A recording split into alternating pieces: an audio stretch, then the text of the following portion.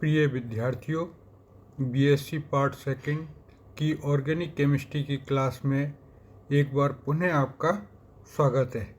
पिछले video lectures में हम लोग फिनॉल्स के बनाने की विधियाँ, फिनॉल के भौतिक गुण, फिनॉल का अम्लीय व्यवहार तथा फिनॉल की अम्लता पर प्रतिस्थापियों के प्रभाव के बारे में पढ़ चुके हैं। आज के वीडियो लेक्चर में हम फिनॉल की रासायनिक अभिक्रियाओं के बारे में पढ़ेंगे। जैसा कि अभी मैंने बताया कि आज हम फिनॉल की रासायनिक अभिक्रियाओं के बारे में पढ़ेंगे। तो फिनॉल की जो रासायनिक अभिक्रियाओं को हम 3 भागों में बांट सकते हैं यानी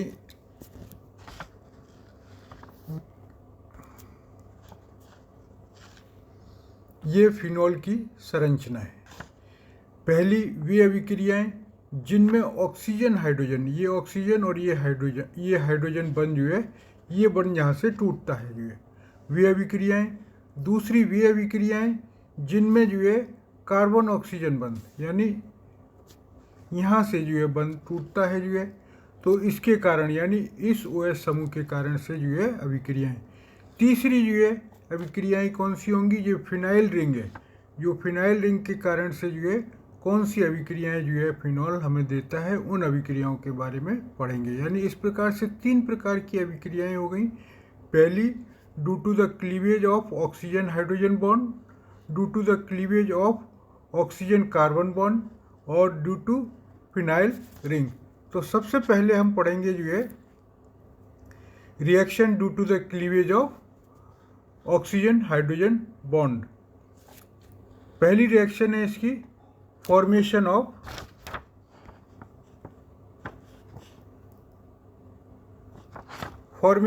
ईथर, या इसको हम विलियमसन ईथर सिंथेसिस के नाम से भी जानते हैं इसमें क्या होता है कि जब एल्काइल हैलाइड्स या डाईमेथिल सल्फेट के साथ सोडियम हाइड्रोक्साइड की उपस्थिति में अभिक्रिया करवाई जाती है तो हमें ईथर प्राप्त होते हैं। जैसे ये एक C6H5OH फिनॉल है। फिनॉल की अभिक्रिया किससे? इथाइल आयोडाइड, एल्काइल हाइड्राइड के साथ करा रहे हैं। तो जब जलीय NaOH, डाइल्यूट NaOH लेते हैं और उसको गर्म करते हैं तो हमें ये कंपाउंड्स प्राप्त होता है, यानी C6H5OC2H5।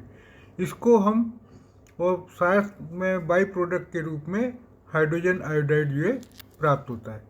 इसको हम क्या कहते हैं? इथॉक्सी बेंजीन, या कॉमनली इसको फेनिटॉल के नाम से पुकारते हैं। यानी जब ईथर के रूप में एक तरफ फिनाइल रिंग और दूसरी तरफ C2H5 रिंग होती है तो इसको फेनिटॉल कहते हैं।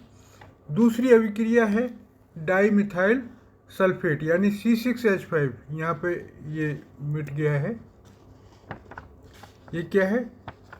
C6H5OH फिनॉल की अभिक्रिया डाईमिथाइल सल्फेट के साथ जलीय NaOH के साथ की उपस्थिति में कराते हैं तो हमें C6H5OCH3, ये OCH3 को क्या कहेंगे हम? Methoxy benzene. तो ये मिथॉक्सी बेंजीन बनती है और इसका कॉमन नाम है एनिसॉल, इसको एनिसॉल के नाम से पुकारते हैं, जबकि C6H5OC2H5 को फेनिटॉल के नाम से पुकारते हैं यदि हम इसकी मैकेनिज्म देखें तो अभिक्रिया किस प्रकार से होती है, तो जो फिनॉक्साइड आयन है वो एक नाभिक स्नेही की तरह कार्य करता है। इसमें क्या होता है कि सर्वप्रथम ये C6H5O यानी फिनॉक्साइड बन जाता है और NaOH के साथ ये H यहाँ से निकल जाता है H2 के रूप में, और ये सोडियम फिनॉक्साइड बनता है। ये सोडियम फिनॉक्साइड ये अपने आप में विभाजित हो जाता है C6H5O और Na में। तो C6H5 यानी फिनॉक्साइड आयन एल्काइल हाइड्राइड के साथ रिएक्शन करता है और ये जो नेगेटिव चार्ज है वो किसके ऊपर? एल्काइल का जो R है एल्काइल ग्रुप का, यानी एल्काइल हैलाइड का जो R ग्रुप है उसके ऊपर अटैक करता है, बैक साइड से अभिक्रिया होती है। इस अभिक्रिया में संक्रमण अवस्था बनती है जो है, और यानी अभिक्रिया का नए प्रोडक्ट का बनना और पुराने प्रोडक्ट का टूटना दोनों साथ साथ होता है। अतः ये एक SN2 प्रकार की अभिक्रिया है, यानी जिसमें बाई मॉलिकुलर यानी एल्काइल हैलाइड्स के भी कंसंट्रेशन का भी, यानी दोनों की कंसंट्रेशन के ऊपर अभिक्रिया जो है निर्भर करती है। तो क्या बनता है जो है C6H5O और RX, यानी ये तो लीविंग ग्रुप हो गया और ये जो है इनकमिंग ग्रुप हो गया। तो यहाँ पे जो है ये R जो है इसके साथ जुड़ जाएगा और हमें मिलेगा जो है C6H5OR, यानी इस तरीके से जो है हमें फिनॉक्सी एल्काइल ग्रुप, या हम इसको कह सकते हैं जो है मिथॉक्सीफिनाइल, मिथॉक्सीबेंजीन या इथॉक्सीबेंजीन प्राप्त होती है जो है। मिथॉक्सीबेंजीन को एनिसोल और फिनॉक्सीबेंजीन को जो है फेनिटॉल के नाम से पुकारते हैं जो है। तो इस तरीके से ये इसकी अभिक्रिया होती है। दूसरी है जो है फॉर्मेशन ऑफ ईथर, यानी ईथर की जब हम एसिटिक एसिड या एसिटाइल क्लोराइड या एसिटिक एनहाइड्राइड के साथ अभिक्रिया करवाते हैं तो हमें जो है करस्पॉन्डिंग ईथर्स जो है प्राप्त होते हैं। यानी फिनॉल की अभिक्रिया, यहाँ हम ये फिनॉल की अभिक्रिया हमेशा जो है ये अभिक्रिया जनरली जो है किसके उपस्थिति में कराते हैं जो है सोडियम हाइड्रोक्साइड की उपस्थिति में। तो सोडियम फिनॉक्साइड बन जाता है, और जब इसकी अभिक्रिया एसिटाइल क्लोराइड CH3COCl के साथ कराते हैं तो हमें फिनाइल एसीटेट जो है प्राप्त हो जाता है, C6H5OCOCH3, जिसको हम क्या कहते हैं फिनाइल एसीटेट कहते हैं। दूसरी है जब हम एसिटिक एनहाइड्राइड के साथ, किसके साथ, एसिटिक एनहाइड्राइड CH3CO2O, इसको हम क्या कहते हैं एसिटिक एनहाइड्राइड। यहाँ हम जो है लिया है ऑर्थोनाइट्रोफिनॉल, जिससे क्या होता है कि जो अभिक्रिया बढ़ जाती है जो है, और ये एक स्ट्रॉन्ग इलेक्ट्रॉन विड्रॉइंग ग्रुप इस पर लगा देते हैं तो अभिक्रिया की क्रियाशीलता बढ़ जाती है जो है। तो यहाँ पर हमें जब इसके साथ सोडियम, इसमें हम जो है सोडियम हाइड्रोक्साइड न लेके क्या लेते हैं सोडियम एसीटेट, सोडियम एसीटेट की उपस्थिति में अभिक्रिया कराई जाती है जो है, तो हमें ऑर्थोनाइट्रोफिनाइल एसीटेट, ये ऑर्थो पोजीशन पे जो है नाइट्रो ग्रुप हो गया और इसको जो है फिनाइल और ये एसीटेट ऑर्थोनाइट्रोफिनाइल एसीटेट और एसिटिक एसिड जो है प्राप्त होता है। इसी प्रकार से जो है जब एसिटिक एसिड की अभिक्रिया कराते हैं तो हमें जो है कोई भी जो है कैटलिस्ट या माध्यम नहीं लेना पड़ता है जो है, हम डायरेक्ट एसिटिक एसिड की अभिक्रिया फिनॉल के साथ करा सकते हैं तो हमें फिनाइल एसीटेट जो है यानी ये कंपाउंड्स हमें प्राप्त होता है, C6H5OCOOCH3 फिनाइल एसीटेट प्राप्त होता है। अब हम लेते हैं reaction due to the cleavage of carbon oxygen bond, यानी इस बॉन्ड के ब्रेकिंग से, यानी फिनॉल की जो है मुख्य रूप से जो फिनॉल की अभिक्रियाएं जो OH ग्रुप है उसकी वजह से जो है कौन कौन सी अभिक्रियाएं होती हैं जो है। तो पहली अभिक्रिया है रिडक्शन यानी अपचयन, यानी जब फिनॉल को जिंक डस्ट की उपस्थिति में गर्म करते हैं तो हमें जो है बेंजीन प्राप्त होती है, यानी इसका अपचयन हो जाता है, रिडक्शन हो जाता है किसका, फिनॉल का बेंजीन में जो है अपचयन हो जाता है और जिंक ऑक्साइड जो है प्राप्त होता है जो है। दूसरी अभिक्रिया है reaction with ammonia, phenol ammonia से अभिक्रिया करके एनिलीन बनाती है। ये अभिक्रिया दो प्रकार के से करी जाती है, या तो जिंक हम लें इसमें जिंक क्लोराइड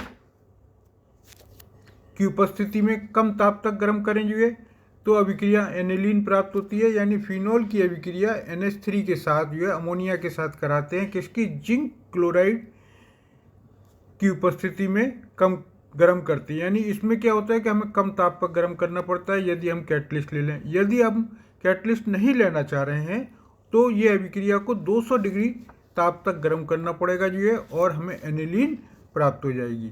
तो यदि हम कैटलिस्ट का उपयोग कर रहे हैं तो कम ताप पर यह अभिक्रिया हो जाएगी जो है, और यदि कैटलिस्ट नहीं ले रहे हैं तो हमें इसको उच्च ताप यानी 200 डिग्री तक गर्म करना पड़ेगा।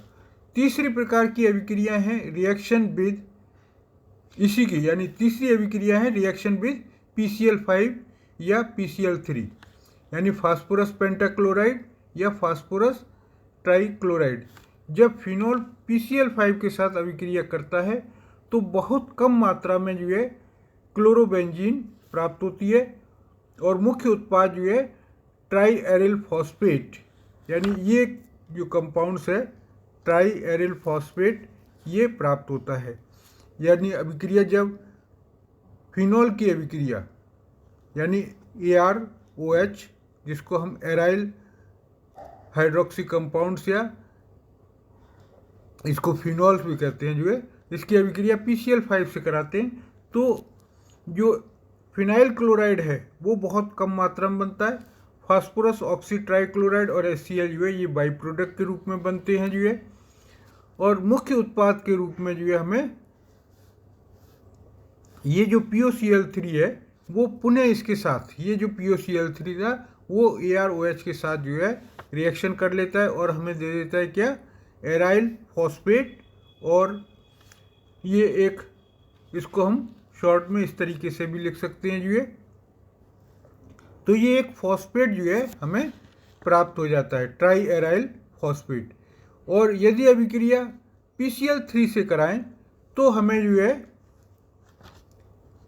PCl3 से करा रहे हैं तो हमें जो है एस्टर्स ऑफ फास्फोरिक एसिड जो है प्राप्त होता है जो है, और हमें एराइल क्लोराइड प्राप्त नहीं होता, केवल जो है एस्टर ऑफ फास्फोरिक एसिड प्राप्त होता है जो है। चौथी रिएक्शन है रिएक्शन विद फेरिक क्लोराइड, यानी फिनॉल के जलीय या एल्कोहलिक विलयन में उदासीन फेरिक क्लोराइड के साथ अभिक्रिया कराई जाए तो हमें गहरे रंग वाले जटिल या कॉम्प्लेक्स यौगिक प्राप्त होते हैं। इस अभिक्रिया को हम जो है विभिन्न जो है फिनॉलों में भेद करने के लिए उनके परीक्षण में किया जाता है, यानी जो उनमें डिफ्रेंशिएशन करने के लिए। यहाँ पे यदि हम फिनॉल के और यानी ये जो अभिक्रिया है किसकी, फेरिक क्लोराइड विलयन के साथ जो है उदासीन फेरिक क्लोराइड की जलीय या एल्कोहलिक विलयन में हम इस एल्कोहल यानी फिनॉल या रिसोर्सनॉल की अभिक्रिया कराते हैं तो बैगनी रंग का कॉम्प्लेक्स बनता है जो है। और यदि कैटेकॉल और ऑर्थोक्रिसोल की अभिक्रिया कराते हैं तो ग्रीन कलर का कॉम्प्लेक्स बनता है, यानी ग्रीन कलर प्राप्त होता है। और पैराक्रिसोल और मेटाक्रिसोल जो है ब्लू या ब्लू वायलेट कलर जो है देते हैं, जबकि किनोल जो है रेड कलर देता है जो है। तो जो डिफरेंट एल्कोहल है BSc सेकेंड ईयर के जो प्रैक्टिकल्स हैं उसमें और फर्स्ट ईयर के भी प्रैक्टिकल्स में फिनॉल के जब हम टेस्ट करते हैं तो डिफरेंट कलर्स जो है प्राप्त होते हैं जो है फेरिक क्लोराइड के साथ जो है। तो ये जो कलर्स हैं हमें फिनॉल्स को डिफ्रेंशिएट यानी उनमें अंतर करने के लिए प्रयोग किए जाते हैं। रिएक्शन कुछ इस प्रकार से होती है जो है C6H5 यानी इसके 6 मोल यानी आयरन की जो बैलेंस उपसंयोजक संयोजकता होती है वो होती है 6। तो यहाँ पर जो है हम 6 C6H5OH ले रहे हैं और FeCl3 के साथ रिएक्शन कराते हैं तो ये हमें कॉम्प्लेक्स जो है प्राप्त हो जाता है आयरन का और 3HCl निकल जाते हैं। तो इस तरीके से ये जो कॉम्प्लेक्स है भिन्न भिन्न फिनॉल के साथ भिन्न भिन्न कलर के प्राप्त होते हैं जो। अब तीसरी प्रकार की जो अभिक्रियाएं हैं reaction due to the aromatic ring यानी बेंजीन वलय के कारण अभिक्रियाएं। इसमें क्या होता है कि जब हाइड्रोजन निकल जाता है फिनॉल में से तो हमारा क्या बचता है जो है फिनॉक्साइड आयन बचता है, और फिनॉक्साइड आयन को जो है हम इस तरीके से भी जो है लिख सकते हैं, जिसमें जो है क्या है कि जो नेगेटिव चार्ज है वो ऑर्थो 246 यानी दूसरी पोजीशन पर, चौथी पोजीशन पर और छठी पोजीशन पर जो है ऋणात्मक चार्ज रहता है। तो जब किसी इलेक्ट्रोफाइल के साथ अभिक्रिया कराते हैं तो ये दूसरी पोजीशन पे, चौथी पोजीशन पे और छठी पोजीशन पे जाके जुड़ता है। सबसे पहली रिएक्शन है हेलोजिनेशन, यानी फिनॉल की अभिक्रिया जलीय यानी ब्रोमीन जल के साथ कराते हैं तो हमें 2,4,6 ट्राइब्रोमोफिनॉल प्राप्त होता है। यदि यही अभिक्रिया कम ध्रुवीय विलयन में यानी फिनॉल की अभिक्रिया जो है ब्रोमीन के साथ क्लोरोफॉर्म, कार्बन टेट्राक्लोराइड या कार्बन डाइसल्फाइड में करें तो हमें मोनो हेलोजिनेटेड प्रोडक्ट प्राप्त होते हैं। अभिक्रिया कुछ इस तरीके से होती है जो है कि ब्रोमीन की अभिक्रिया कार्बन डाइसल्फाइड की उपस्थिति में जो है, कार्बन डाइसल्फाइड क्या होता है, एक माध्यम के रूप में प्रयोग करते हैं जो है, और 0 डिग्री सेंटीग्रेड पर कराते हैं तो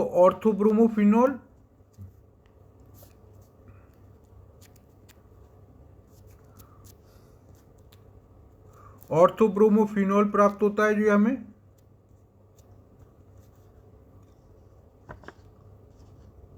ऑर्थोब्रोमोफिनॉल और पैराब्रोमोफिनॉल जो है प्राप्त होता है जो है। इसी प्रकार से जब हम नाइट्रेशन कराते हैं कंसंट्रेट नाइट्रिक एसिड के साथ जो है तो हमें पिक्रिक एसिड प्राप्त होता है, यानी दूसरी पोजीशन पे, चौथी पोजीशन पे और छठी पोजीशन पे जो है नाइट्रो ग्रुप जुड़ जाता है। 2,4,6 ट्राइनाइट्रोफिनॉल को हम क्या कहते हैं, पिक्रिक एसिड कहते हैं। लेकिन यदि यही अभिक्रिया डाइल्यूट HNO3 के साथ कराई जाए 20 डिग्री सेंटीग्रेड पर तो हमें जो है मोनो सब्स्टिट्यूटेड प्रोडक्ट्स प्राप्त होते हैं, जिसमें जो है ऑर्थो प्रोडक्ट 40% प्राप्त होता है जबकि पैरा प्रोडक्ट जो है 13% प्राप्त होता है। इसमें स्ट्रॉन्ग हाइड्रोजन बॉन्डिंग के कारण से ये जो है प्रोडक्ट यानी ऑर्थो नाइट्रोफिनॉल है वो अधिक मात्रा में बनता है जो है, ये ज़्यादा स्टेबल होता है इसलिए ये ज़्यादा मात्रा में बनता है जो है। इसी प्रकार से जब सल्फोनेशन कराते हैं तो जो है ये जो है हमारे तापक्रम पर जो है निर्भर करता है। यदि अभिक्रिया जो है लो टेम्परेचर पर कराते हैं तो हमें जो है ऑर्थोफिनॉल सल्फोनिक एसिड प्राप्त होता है जो है, और यदि अभिक्रिया उच्च ताप पर यानी 100 डिग्री सेंटीग्रेड पर कराते हैं तो पैराफिनॉल सल्फोनिक एसिड प्राप्त होता है जो है। ये कंपाउंड्स प्राप्त होता है, यानी इसकी चौथी पोजीशन पर जो है, क्योंकि सल्फोनिक एसिड सफिक्स इसलिए लगाते हैं क्योंकि इसकी वरीयता क्रम में जो है ये SO3H जो है वो हायर है, इसलिए जो OH है उसको जो है हम प्रीफिक्स के रूप में यूज करते हैं, यानी पैराफिनॉल सल्फोनिक एसिड कहेंगे इसको। इसी प्रकार से दो अभिक्रियाएं और हैं, एक तो है फ्रीडल क्राफ्ट एल्काइलेशन और फ्रीडल क्राफ्ट एसाइलेशन। इसमें क्या करते हैं हम जो है निर्जल एनहाइड्रस जो है AlCl3 लेते हैं जो है Al3 और एल्काइल हैलाइड यानी मिथाइल क्लोराइड, इथाइल क्लोराइड या और दूसरा कोई क्लोराइड जो ब्रोमाइड या आयोडाइड जो ले सकते हैं, उसकी उपस्थिति में जब अभिक्रिया कराते हैं तो हमें ऑर्थो पोजीशन पर और पैरा पोजीशन पर यानी दूसरी और चौथी पोजीशन पर जो है हमारा जो है मिथाइल ग्रुप लग जाता है, यानी मोनो सब्स्टिट्यूटेड प्रोडक्ट ही प्राप्त होते हैं, या तो ऑर्थो पर लगेगा या पैरा पर लगेगा। इसको हम जो है क्रिसोल्स के नाम से भी जानते हैं, तो इसको ऑर्थो क्रिसोल और इसको पैरा क्रिसोल्स। इसी प्रकार से जब हम एसिटाइल क्लोराइड के साथ अभिक्रिया कराते हैं, एसिटाइल क्लोराइड CH3 COCl के साथ कराते हैं तो हमें ऑर्थो हाइड्रोक्सी एसीटोफिनोन या पैरा हाइड्रोक्सी एसीटोफिनोन जो है प्राप्त होते हैं।